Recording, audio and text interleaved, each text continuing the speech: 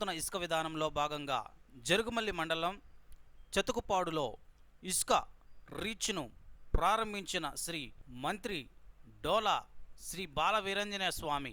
ఈ కార్యక్రమంలో పాల్గొన్న joint collector R Gopalakrishna, mining శాఖ deputy director Jagannatharao, Ongole RTO G V Subbareddy మరియు ఇతర అధికారులు, స్థానిక ప్రజాప్రతినిధులు పాల్గొన్నారు.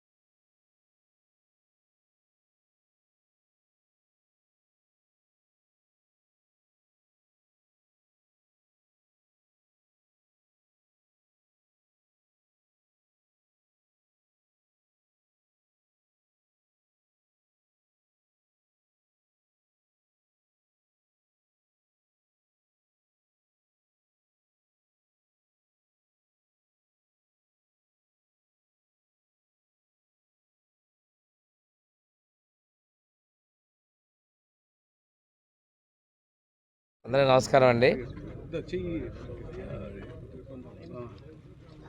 గత 5 సంవత్సరాల నుంచి ఈ రాష్ట్రంలో పేద ప్రజలు ఇల్లు కట్టుకోవాలన్నా చాలా ఇబ్బందులు పడ్డారు. బేల్దారులు అదేవిధంగా గృహ నిర్మాణం మీద ఆధారపడినటువంటి అన్ని వర్గాల ప్రజలు కూడా చాలా ఇబ్బందులు పడ్డారు.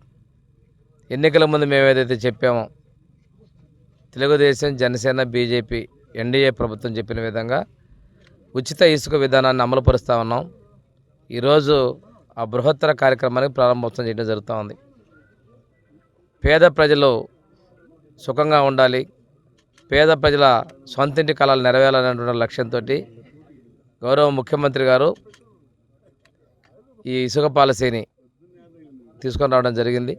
చెప్పిన విధంగా ప్రభుత్వం ఏర్పడినటువంటి నెల రోజుల లోపలే ఈ ఉచిత విధానాన్ని మేము అమలులో తీసుకొచ్చాం.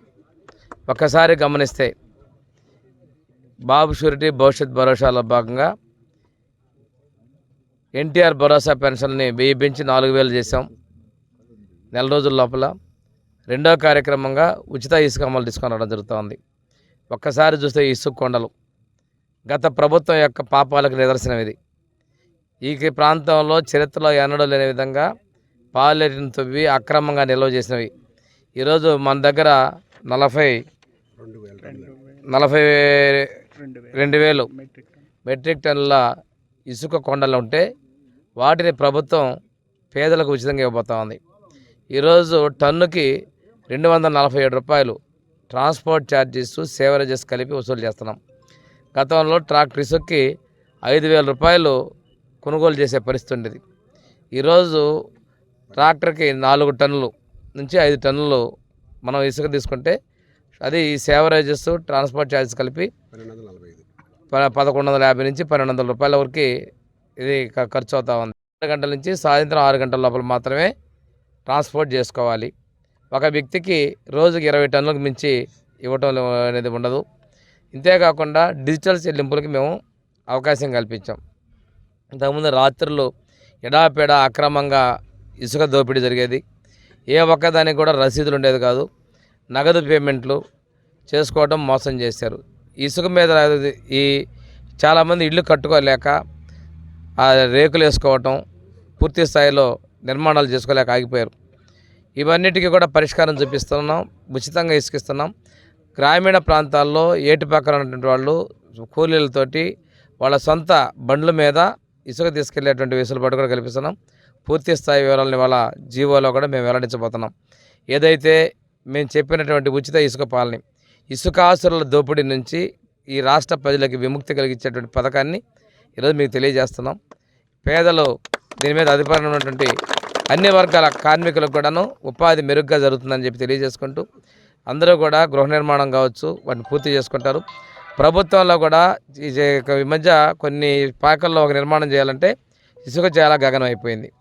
వీటన్నిటికి కూడా మనం ఇసుక అందిస్తున్నాం అనే విషయాన్ని తెలియజేసుకుంటూ ఒక మంచి పాలసీని తీసుకొచ్చినటువంటి ఎన్డీఏ ప్రభుత్వానికి ముఖ్యమంత్రి చంద్రబాబు నాయుడు గారికి ధన్యవాదాలు తెలియజేసుకుంటూ ఉన్నాను.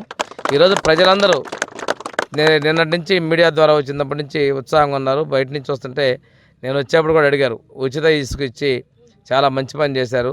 గత ప్రభుత్వం చేసిన తప్పుడు విధానాలకి స్వస్తి పలుకుతున్నారు.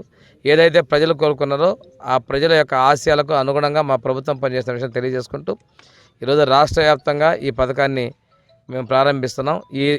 ఏదైతే నిల్వలు ఉన్నాయో ఈ నిల్వలు అయిపోయిన తర్వాత ఏటి నుండి కూడా ఇసుకని మేము ఎక్కడైతే నిల్వలు ఉన్నాయో వాటిని తీసుకొని ఇచ్చే విధంగా చర్యలు తీసుకొని పేదలకి తక్కువకే అందిస్తామని చెప్పి తెలియజేస్తున్నాం.